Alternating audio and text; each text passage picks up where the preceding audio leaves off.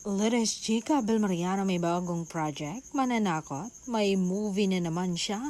Bulong-bulungan magsasama sila ni Catherine Bernardo sa isang proyekto na talagang matatakot ka, isang horror film. Bibida daw sila sa series na adaptation ng blockbuster na Feng Shui. Pero kung totoo man ito, talagang aabangan ito dahil magsasama ang prinsesa at ang reyna.